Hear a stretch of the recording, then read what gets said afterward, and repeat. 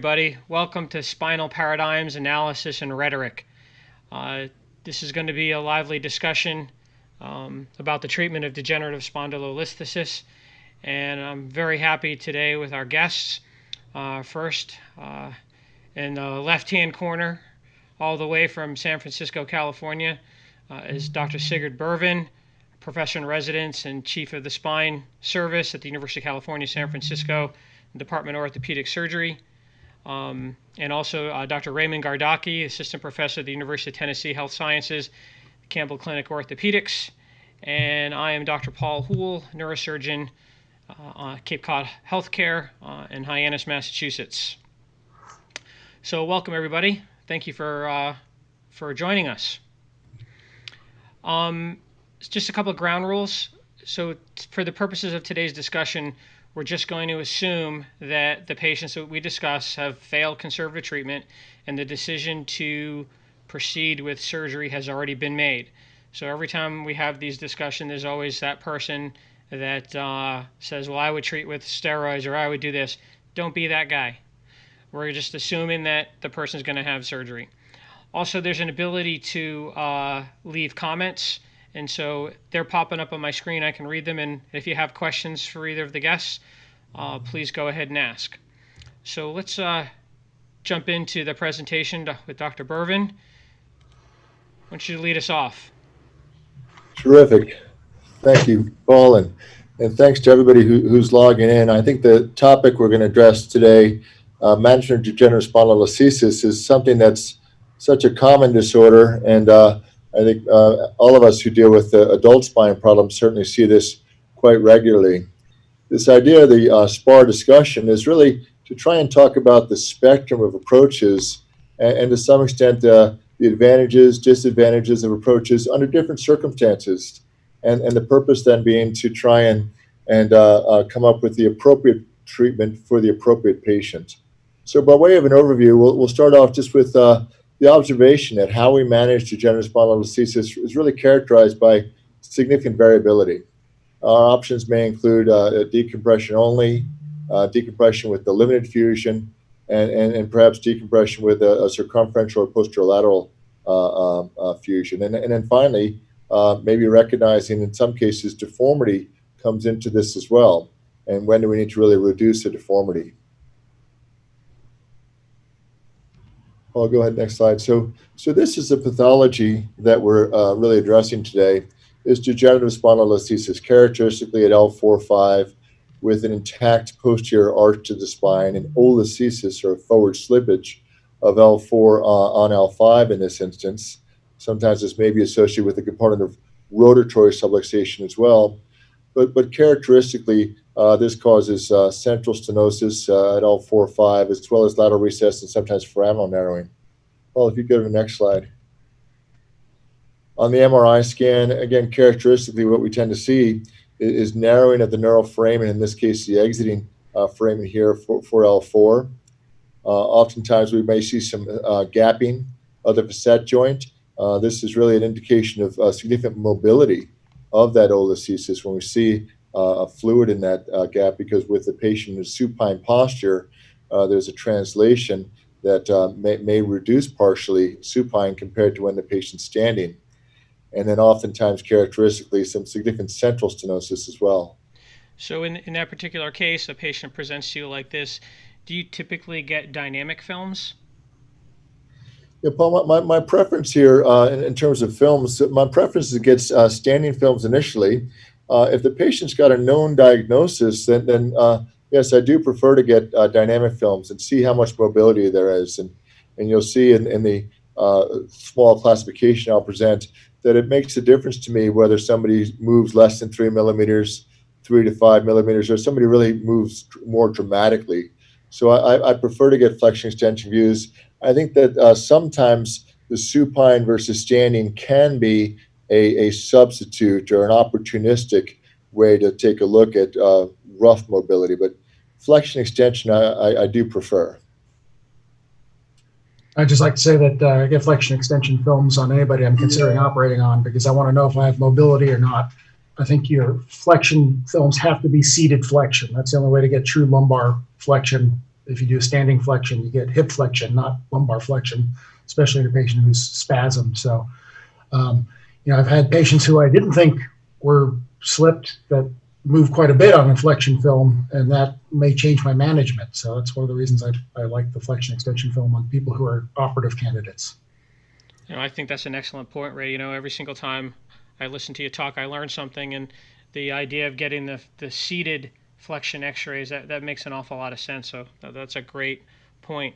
In this particular case, Sig, if the patient presents to you with purely back pain, or just bilateral claudication or unilateral radiculopathy, are you going to treat the patient differently? Yeah, but Paul, let's go forward one, and I think I'm going to address that soon because I think a lot of variation in how we might address this, and in terms of our options, is when might we just decompress? And I think that there are circumstances where we decompress alone, either with a minimally invasive technique or an open technique. I think when we think about decompression alone, the work of Herkowitz from years ago would suggest that maybe we want to do some sparing of the posterior elements, so some degree of a less invasive surgery to prevent destabilization. But at the same time, decompression alone, a decompression with just a posterior fusion or circumferential fusion, and then finally perhaps some motion preservation options. And I think each of these may be appropriate under different circumstances. So if we go to the next slide, there's again a lot of variability in how we might address the individual case, and applying the right technique according to certainly the patient preference. Number one here, what are the goals of a patient? What is the patient's presenting symptoms? So applying the right technique to the right patient, but by the right person. So some of the specific things that I think about in trying to apply the appropriate technique, I look specifically at the alignment, but both the segmental alignment. So sometimes we may see significant kyphosis between L4 and L5, as well as the regional alignment. Is do I need to really try and get some restoration of alignment from L4 to S1? And then I look more specifically at the patterns of stenosis. So is the stenosis in the foramen primarily, as we see in the lower right-hand corner? Is it in the lateral recess? So is this a stenosis where we're overgrown facet joints and that superior articular facet is really encroaching on lateral recess? Or is this more of a central pattern of stenosis? And then finally, I look at the stability of the spine. So are there bridging osteophytes? And how much motion, how unstable is this on flexion extension? So I might pause there and say that these are really the things that I look at in terms of what are my specific goals for where I need to decompress, what I need to do for realignment, and how much I need to think about stabilizing the spine. I particularly like this image here, right here at the bottom, because it really shows the foramen and the pathology that we commonly deal with. In my practice, I see a lot of elderly patients that have a unilateral radiculopathy and foraminal stenosis, and that's sometimes somebody that I don't necessarily want to go in and do a big procedure. Dr. Gardocki and I do a fair amount of transforaminal endoscopic work, and this just shows the hypertrophy ligament, the sort of pseudo disc out in the foramen really crowding this. And Ray, maybe you can describe, sort of what some of the goals that we have when we do endoscopic surgery, how we decompress this foramen. Yeah, so basically with the endoscope, you can raise the roof and lower the floor. So you can remove the pseudoherniation. You can even remove osteophytes off the back of the end plate and remove that ligament, the ligamentum flavum and tip of the supraarticular process, and expand the foramen both fore and aft and top and bottom. If you really have pedicle on pedicle stenosis, the best way to address that's still going to be an interbody fusion, because you're going to stick something in the disc space and spread the pedicles out, and that's going to sort of address most of those things. So, when we discuss things like indirect decompression, I think it's highly effective for foraminal stenosis. The issue with lateral recess stenosis is sometimes the stenosis is within the same vertebra. The supraarticular process and the disc space and back of the body of L5, for instance, at L4-5 can be the place where the nerve is compressed, and that's where direct decompression is, well, at least more appealing to me intellectually. And, especially in the setting of, say, a spondy where you do a flexion extension x-ray and it just doesn't move at all, I'm much more likely to do a less invasive decompression. Even more so now that I can do this endoscopically, because, I submitted some papers for references, and Dr. Hartle has a great paper about doing limited minimally invasive decompressions for patients with degenerative spondylolisthesis and getting quite good results with little need for further surgery. So, the less disruptive you are to the soft tissues and the less likely you are to provoke progression of spondylolisthesis, the better the chance you have of getting long-term results. And that's one of the things, if you go back and look at the original Herkowitz cohort, and you look at the patients who did really well long-term, the ones who had a decompression and didn't progress did fantastic. So, are we smart enough to figure out who those people are before we operate on them? Or do we have to wait 10 years after we operate on them and go, oh, that wasn't one of them? And I think that's kind of what this discussion, the impetus behind this discussion is. Well, I think that's now a perfect segue into, what are the specific goals? So, Sig? Yeah, so I present this as a classification, and I want to credit one of our former fellows who's now an assistant professor at The Ohio State University, Paul Eichenseer. And so he put together this framework as looking at three major components. So the structural stability of the segments, and he classified structural stability as less than 3 millimeters of translation, either on flexion extension or between supine and standing films. And again, I do prefer the flexion extension when we can get it. Then 3 to 5 millimeters being an intermediate zone, and then more than 5 millimeters of translation being really quite mobile. And then the next category was where the stenosis is. And as Ray just suggested, recognizing when is the stenosis just in a lateral recess and just central, in which case perhaps the decompression may work well. When is it in the foramen, but not really up down? And that was, again, what Ray said. When it's pedicle on pedicle, I think we really need to do something to restore that height between the pedicles. But if it's simply anterior to posterior, then either with the endoscope or with the minimally invasive decompression, we may be able to get significant foraminal decompression as well. And then finally, when there's up-down foraminal stenosis, and in my hands, that's when we're going to really try and get some height back. And then the third category was, what's the alignment? So if that segment between L4 and L5 is already lordotic, I'm not terribly worried about restoring segmental alignment. But when that becomes kyphotic, or certainly when there's a global malalignment, that's when I'm really thinking about doing something more reconstructive. I think if we've got a kyphotic segment between L4 and L5, I'm very reluctant to fuse that in situ, because once that's fused, that really becomes a fixed kyphotic deformity. And it doesn't take much to transition somebody from a degenerative pathology to a deformity.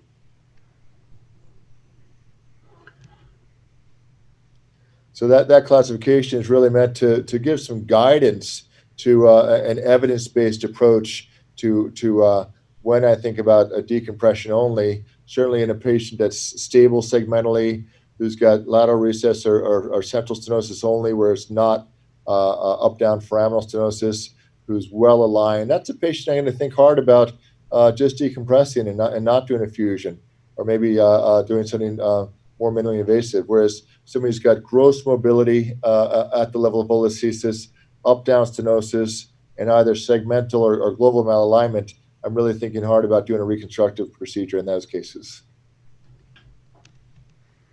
So in terms of the spectrum of options, then, a circumferential fusion versus a posterolateral fusion, I do think that there's some good evidence to suggest that there is some advantage to a circumferential fusion over a posterolateral. I think our fusion rates are better. I think we get better indirect decompression, whether we do the circumferential fusion as a front and back or as a TLIF. I think our ability to restore segmental lordosis is better with a circumferential fusion, really putting something in the interbody space. That goes back to the work of Cloward. And then finally, getting deformity correction is a big part of what I tend to see, is realigning the spine. So if we go to the next slide, this is really what we want to avoid, I think, is recognizing the patient who, in this instance, the patient who has an olithesis, a grade 2 olithesis between L4 and L5, and was fused from L4 to S1. And unfortunately, 5-1 had already been collapsed with loss of lordosis.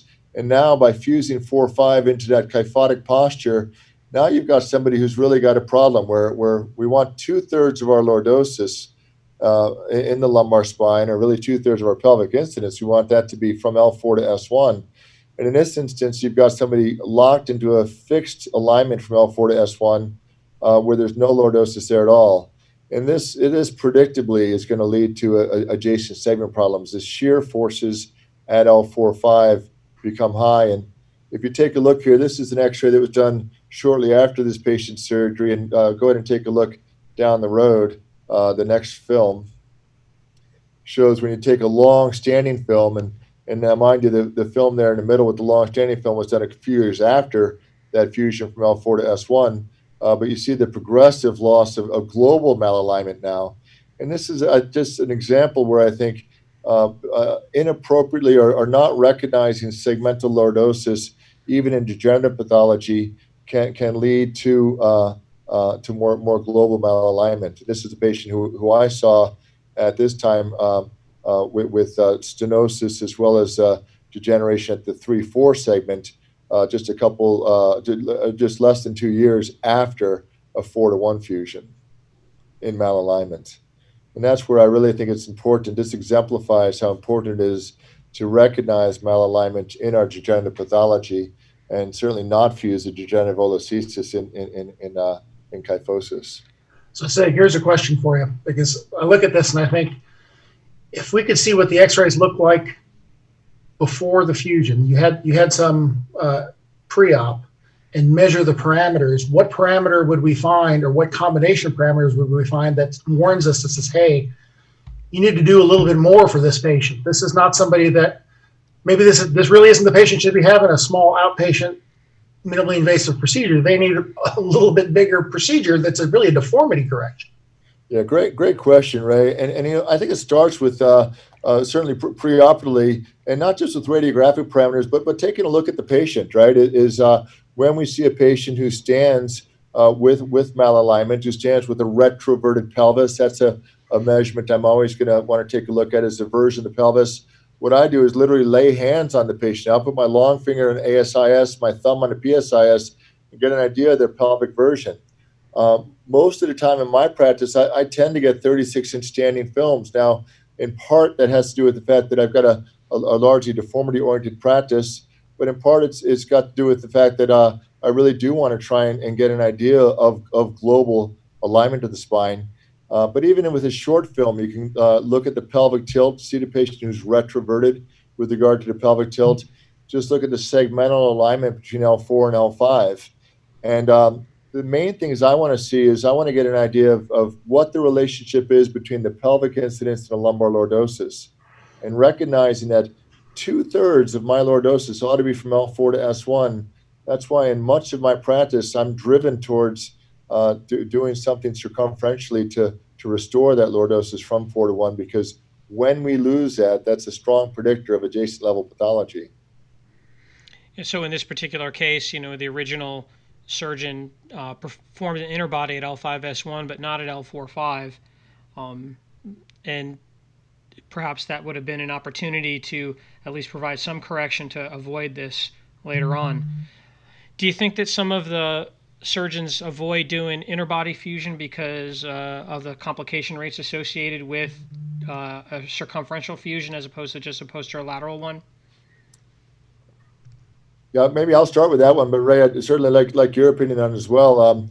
In terms of a circumferential fusion versus a posterolateral fusion, even in a sports study suggested that there was a higher complication rate, whether we get our circumferential fusion with a TLIF, in which case maybe we're taking a higher risk of a dural tear or nerve injury, or with the front and back surgery, where suddenly we're introducing the risk of possible vascular injury or other problems. I think that the approach-related morbidity of this is important, and to that end, the right procedure in the right hands, I think, is awfully important. At L4-5, I'm concerned about a direct lateral approach, perhaps getting involved with the femoral plexus, concerned about a T-lift, a possible nerve root injury, an A-lift, possible vascular injuries. And I think all of those considerations in that risk-benefit complication profile are things that everybody takes into account when they consider approach. What do you think, Ray? Well, so years ago, I kind of went to relying on the interbody fusion and trying to avoid the posterolateral fusion, just because when I looked at my own patients, I would see robust interbodies and not so robust posterolaterals. And I didn't really feel like I had an interbody pseudoarthrosis that was frequently rescued by a posterolateral fusion. So then I found myself asking people who were presenting a lot on T-lifts why they do the posterolateral fusion. And the number one answer I got was I could bill for it. And I wasn't happy with that. So one day I decided I'm going to stop doing that. And strangely enough, patients started asking if they could go home from the hospital the same day or the next morning. So not disrupting the erector spinae and posterior musculature and having a deep dissection and working through a fixed tubular channel in the interbody space just didn't hurt as much. And I seem to get similar fusion rates. I relied on the interbody space, and that's what actually led me to converting these to outpatient surgeries 12 years ago. So, I sort of was ahead of eliminating the posterolateral fusion. Of course, when they started to bundle the posterolateral fusion, lots of other people began to do that. So, I think you can get your best correction, the best reduction, the best restoration of lordosis through the interbody space. I think if you're relying on the posterolateral portion of it, it's not as good. And I want to save that multifidus muscle because it's a very unique stabilizer. It's the primary stabilizer of the lumbar spine. I want to maintain the erector spinae as much as possible. And, my general approach is I would say that in general, patients with a degenerative spondylolisthesis, they are deformity patients in that if you don't reduce the spondylolisthesis and restore segmental lordosis, you can cause problems. But I don't know that they all need bilateral facetectomies, which I think is probably our main philosophical difference here. Well, we just received a really great question from Paul Eichenseer.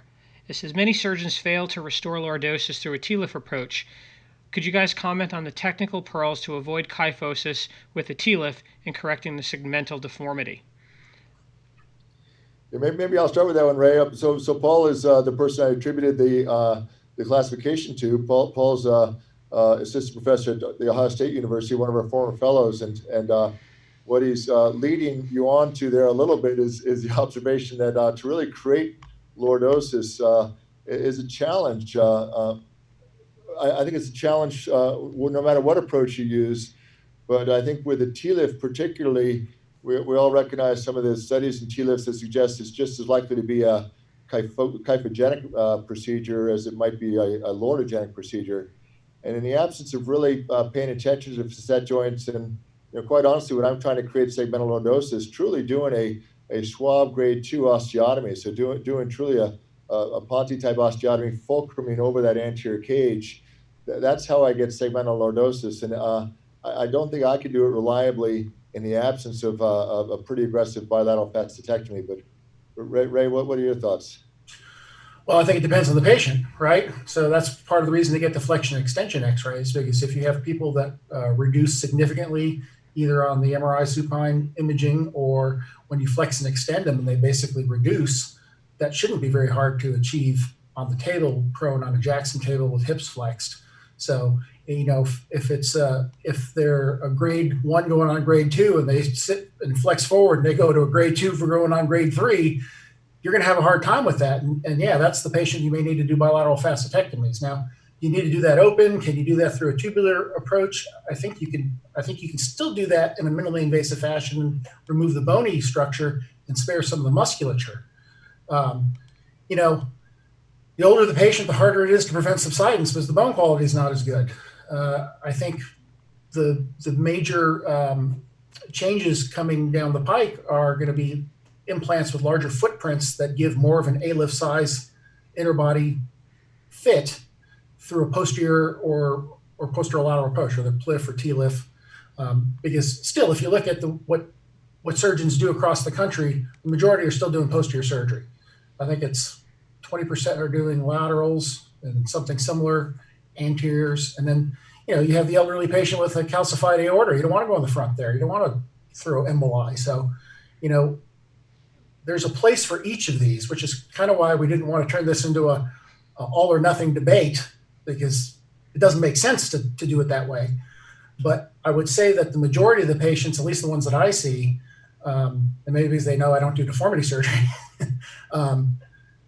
would benefit from a less invasive approach. Because one of the things is when you look at these patients postoperatively, even if you don't get perfect segmental correction, you still get overall lumbar lordosis correction. So I have even decompression patients that have had improvement in lumbar lordosis just with the decompression. So there's a component of the lordosis that you get even if it's not 100% through the single segment. And then there are patients you get good segmental correction and they don't get great lordosis correction. So it's not an all or none thing. And I don't know that we know who exactly needs what preoperatively. That's part of the problem. I think some of the stuff that Sig presented, like if your SVA is off and you're standing with hip flexion, yeah, you're going to need something bigger. You shouldn't be coming to an outpatient center to have surgery. You need an open procedure and a deformity correction. But at the same time, the average person with a grade 1 slip, claudicatory leg pain, some mechanical back pain, they reduce pretty well on flexion extension. I think you can minimize their morbidity, improve their recovery, minimize their narcotic use, and maintain their dynamic stabilizers, which I think is very important in preventing adjacent segment degeneration. And some of the papers that I submitted for the bibliography even goes into the fact that it looks like minimally invasive surgery may have a lower adjacent segment degeneration rate than open surgery. So, matter of fact, Sig published a paper about, he did a meta-analysis looking at lumbar fusions and how do you avoid adjacent segment degeneration. He said, fuse fewer segments. So he basically made the argument for a less invasive surgery. Yeah, I agree with you, Ray. And I think, sparing the multifidus, as you indicated, that's probably a big part of adjacent level stability. So why don't we move ahead, Sig? Yeah, go ahead to the next slide there, Paul. So that was just a slide to indicate that's what I want to avoid, is fusing somebody in kyphosis, creating global kyphosis.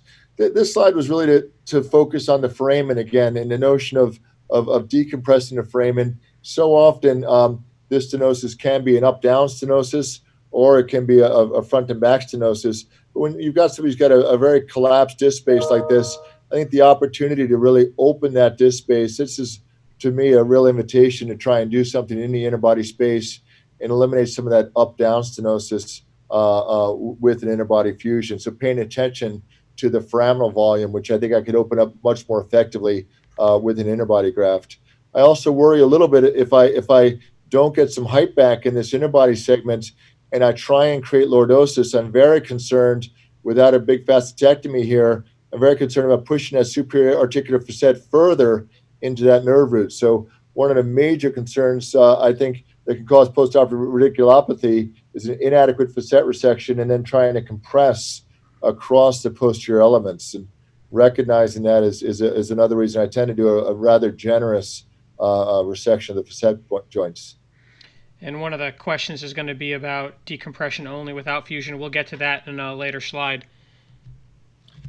Yeah, so I pay a lot of attention to the foraminal area where the foramen is tight. Again, this was a close-up of the picture you showed earlier, Paul, but ventral and dorsal stenosis with the transforaminal approach really taking out some of that dorsal as well as ventral mass can be very effective. Here's a patient who's got not much up-down stenosis, but ventral and dorsal stenosis.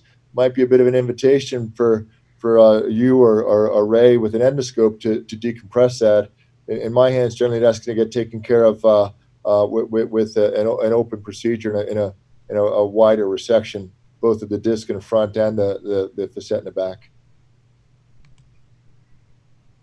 So this was I'm going to wrap up here my section with a case that I think would be a reasonable argument for doing a circumferential fusion, and we're going to show a spectrum of cases here and a spectrum of approaches. But I'll just introduce this one. This is a 68-year-old woman, and her presentation is that she's got a degenerative olithesis at 4.5, but she's also got a significant isthmic olithesis at 5.1. The reason I chose this case, and perhaps it's a little bit more extreme, but I wanted to point out that on a standing film, what we can see here is that we can see the lordosis from L4 to S1 is truly compromised. So this, I think I've got the measurements in the next film if you want to, Paul. Maybe one more click. This is actually the MRI scan here. So again, there's an isthmic olithesis at 5.1 with the degenerative olithesis actually reduces quite impressively here on the supine image.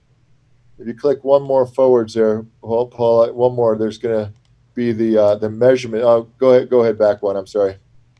I thought I had the measurements on here, but basically what I wanted to show here was this is the patient who's got a relatively high pelvic incidence. Her pelvic incidence was about 68 degrees. And if you look at the lordosis from 4 to 1, just on a standing film, anytime you see L4 being kyphotic relative to the horizontal, that's even on a short film, that's what gives me a little bit of concern about a lumbar pelvic mismatch. And this is somebody who I think it would be very easy to lock this patient from 4 to 1, to lock them into a relatively kyphotic posture. And I think that we know that the natural history of the adjacent segment there, if we lock this kyphotic posture in place, is that adjacent segment would be subject to significant shear forces and would wear out quite quickly. And one of the references I had submitted was a paper out of Switzerland by Kai Min or Min Ka, who wrote about 75% rate of adjacent level degeneration when we don't adequately restore lordosis from L4 to S1. So this is one maybe we could talk about a little bit, but I chose to go circumferentially. Maybe I'll show what I did and we can talk about it. I chose to go circumferentially. Sometimes I'll do a posterior-based decompression and a realignment type of a procedure. I think if we click through this a little bit, this is an example where using my osteotome, sometimes I'll shave off some of the dome of S1. I'll tend to use a paddle between L5 and S1. This is actually a dysplastic olithesis case, but I put it in here as an example. Go to the next slide, Paul. That's the end. Oh, that okay. In that case, can you run? Does the video run or no? Okay. So I'll use a paddle and I'll actually mobilize L5 compared to S1, and using a posterior-based technique, really get a good restoration between, in this case, the L4 and S1, getting segmental lordosis with a pretty aggressive mobilization of the disc space on both sides. I think, do I have the post-op in there, Paul, or did that get cut out? No, it's not in here. Okay. Yeah, no, it's not in here for some reason. But again, I show this as an example of a case where my preference is to be quite aggressive about the discectomy, get my cages up towards the front of the interbody space, fulcrum over the cages, and get a lordosis from L4 to S1. And that's something I really do need to do with an open approach and a complete facetectomies in order to avoid a postoperative kyphotic alignment. Okay. Well, so I don't think there's anybody that's going to mistake this for one that should be done with decompression alone. No. So I think we can say that. And really, two-level spondy, you've got an isthmic and a degenerative adjacent. That's a deformity. I mean, that's even one of the things that I noticed on that pre-op film. That patient had a very high pelvic incidence and a very steep sacral slope, yet had a significant PILL mismatch. So those are the patients that worry me the most, because, if on the overall standing film, they don't look terrible, but their lumbar lordosis doesn't match their pelvic morphology. And, those are the patients, like I see that sometimes in patients with a large PI large pelvic incidence and pretty steep slope, and they kind of have that junk in the trunk body habitus, right? They're kind of pitched forward, but they've got pretty good lordosis. The lordosis isn't necessarily far off the pelvic incidence. Those are the patients that make me nervous, because unless you recreate a lot of segmental lordosis there, they're already compensated as far as they can go. And it may be I may be missing some hip flexion contractures in those patients, but I think that's just the way some of these patients are shaped. I agree with you, Ray. I think recognizing that high pelvic incidence morphology makes a difference between when I go front and back versus posterior only, but recognizing that high pelvic incidence, and again, we want to get 2/3 of our lordosis from L4 to S1. Sometimes, we might want 40 degrees or more of lordosis between L4 and S1. So I think that's awfully important, and can be very challenging to do a posterior only sometimes. Excellent. So we're getting along here in time. I know, Sig, you have something you got to do. Why don't we go ahead and move into the case presentations by Dr. Gardocki? We have several cases. All right. So here's a 71-year-old male, is a business owner. He's got 30% low back pain, 70% bilateral leg pain, left more than right.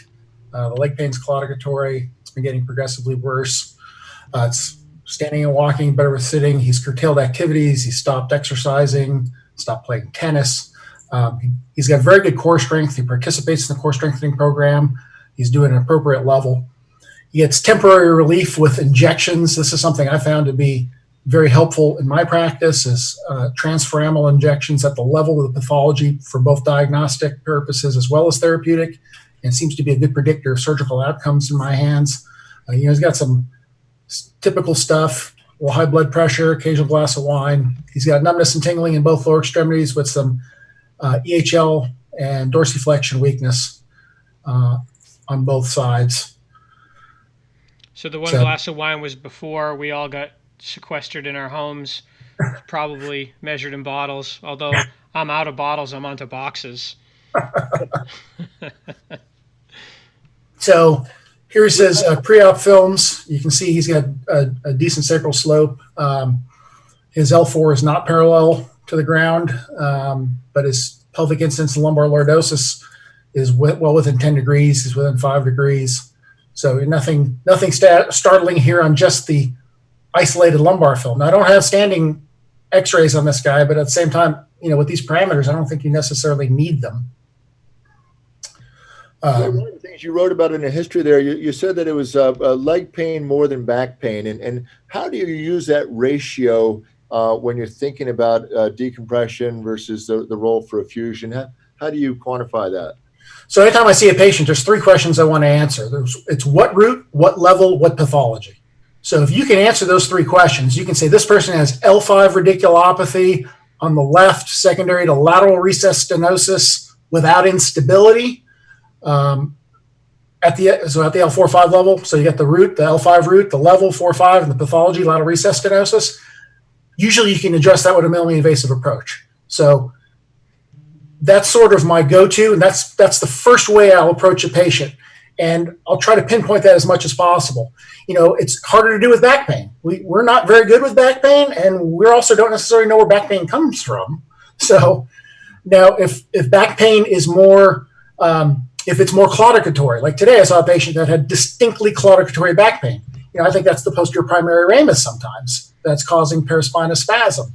And so it's still radicular pain. It's just not going down the leg. It's the posterior ramus versus the anterior ramus. So, the mechanical component of it is important, whether it's claudicatory leg pain, claudicatory back pain, mechanical back pain. So in patients with degenerative spondylolisthesis, bending, twisting, that kind of stuff, playing tennis, aggravating the back, tells me that there's instability there. There's symptomatic instability.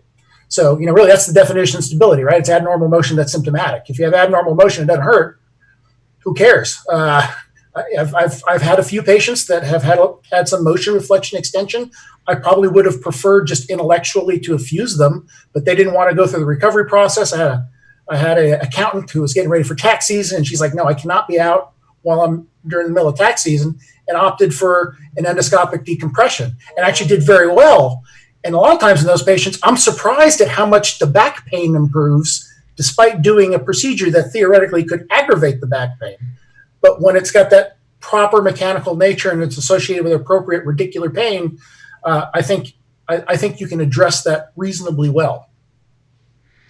Good. So I think that's a great point, Ray, about, you see an image like this, and you would expect a tremendous amount of back pain here by looking at the facet joints, and my question always comes up is, when you see such diseased facets like this, does that automatically obligate them to have a fusion?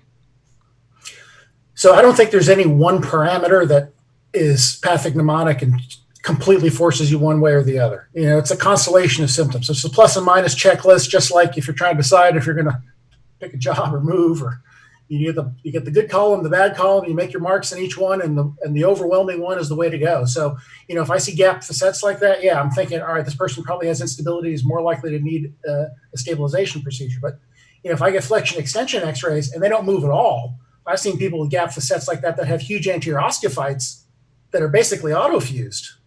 And occasionally I'll decompress that. So I'd love to give absolutes. I just don't think they apply to spine surgery well.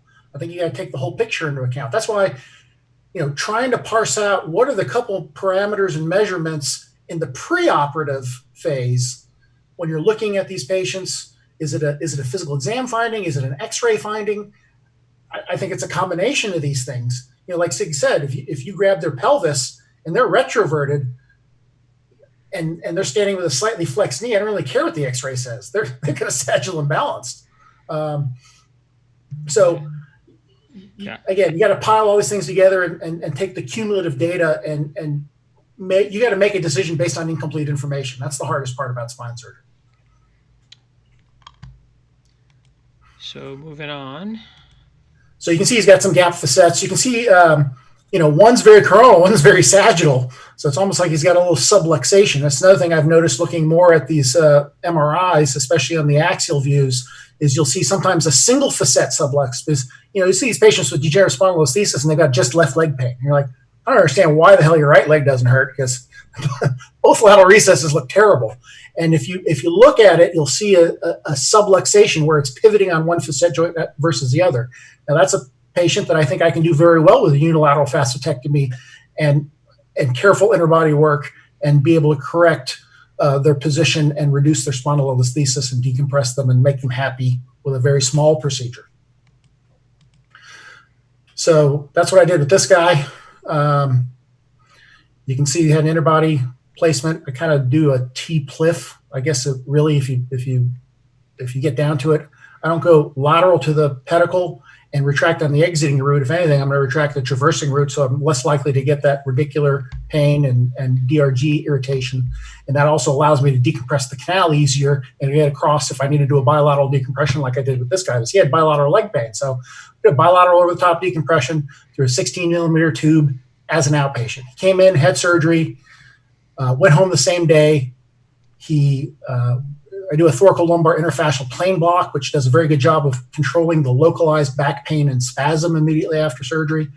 This gentleman came back and sees me two weeks after surgery. He's off pain medicine after a week and a half, and leg pain's better. Back pain's basically nothing to speak of. Ray, you talked earlier about really relying on that interbody fusion. And tell me, first of all, when do you actually, are there circumstances where you don't use posterolateral instrumentation at all? And secondly, what do you do to really optimize that interbody fusion? What are your techniques to, because you're not putting bone posterolaterally, you're perking it at most posterolaterally. What do you do to really optimize that interbody space? So I use biologics, I use bone morphogenic protein, and I think that's one of the components of minimally invasive approach is you have to do everything you can to achieve the fusion. When you do a TLIF, whether you do it open, minimally invasive, however you do it, really the limitation on how you clean out the disc is your annulotomy. So no matter what, mini open, minimally invasive, the annulotomy is what restricts your access to the disc space and what limits your ability to to clear out that posterolateral corner. So, if you look at the overall time I take on the TLIF, majority of it's just cleaning out the disc and trying not to violate the end plate.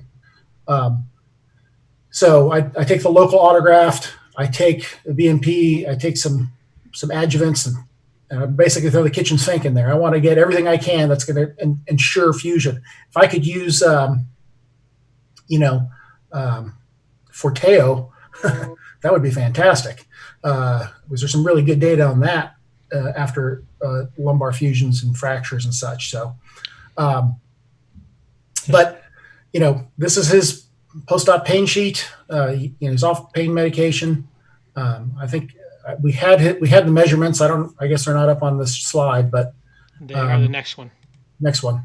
So pelvic incidence 62, lumbar lordosis is 60, so that actually improved by 3 degrees. Segmental lordosis improved 7 degrees here. L4 to S1 improved 6.8 degrees. So we got some segmental correction. And the problem is not everybody that has an interbody fusion from a posterior approach maintains that. So 1 and 2 years out, these numbers may not be as good for everybody. And we know they're not as good for everybody. The reality is that even if you look at laterals, they're not as good for those either if you look at them at 1 and 2 years out. A lot of people like to throw up an x-ray that's 3 weeks post-op and go, look at the correction I got. Well, I did a study as a resident. We looked at scoliosis correction in adolescents, and we're looking at the 2-year films, and they drifted 50% back to their baseline in those. And I have a bias that I think the spine tends to go where it wants to go, and it tends to drift back a lot to where it was. So it's really interesting. We're getting a few questions about, is there a role just for decompression alone? I just want to let you know that's coming up. One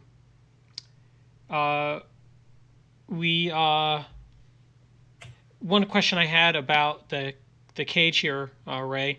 So one of the things that we've talked about subsidence, the issue of subsidence, and what role does the size of the cage and the forces that are imparted on the end plates, what role does that play in developing subsidence, and how do we deal with that? Or how are we going to deal with that in the future? Well, so I think the biggest component the biggest reason you get subsidence with a posterior interbody, whether a TLIF, PLIF, or a single cage type procedure from a posterior approach, is the size of the cage. You just got to have a smaller footprint, and you get higher edge loading, and you're more likely to get into the end plate.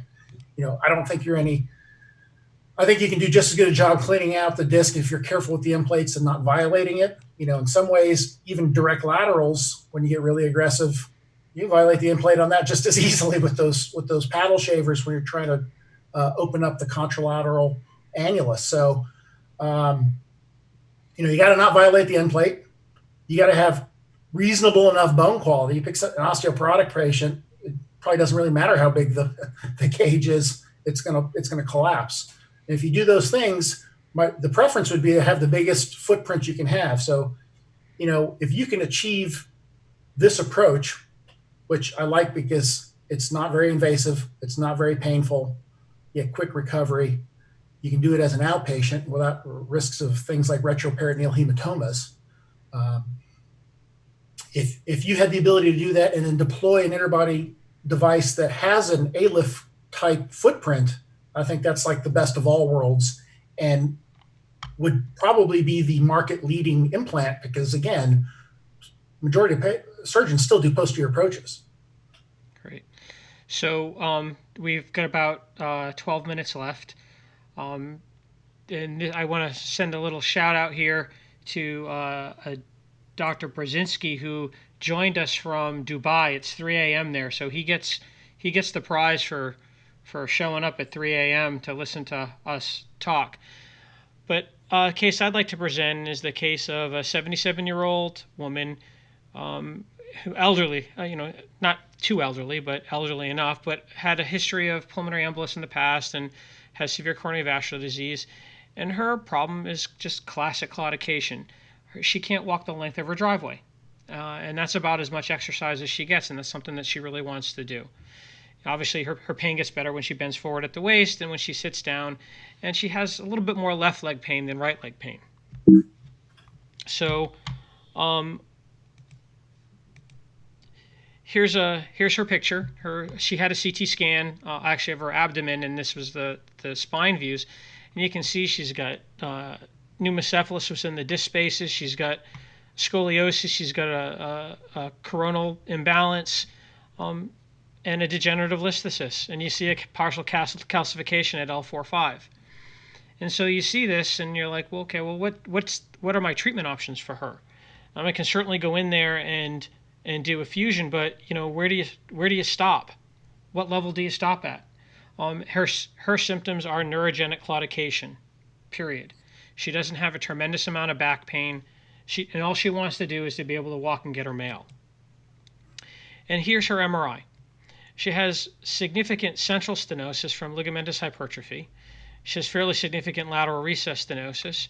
And as we go out and look at her foramen, her left and right foramen are tight, but they're not terribly tight. But if we go back and look at her CAT scan, I think she's probably collapsed as much as she's going to collapse. And so her distal neuroforamen are probably as narrow as they're going to get. And so then the question becomes, is this someone that we do a fusion on? Is this someone that we do a laminectomy on, or something else? And my preferred approach in this elderly population is just a simple, minimally invasive laminectomy. And I don't have post-op films because I don't get them, but I just did a simple tubular bilateral decompression through a unilateral incision, so over the top, sublaminar decompression. I know in your case, Ray, that you showed your operative times, but this operative time was, less than 40 minutes. She was in the hospital for basically a total of 4 hours, went home and had complete resolution of her symptoms, and she's almost a year out now.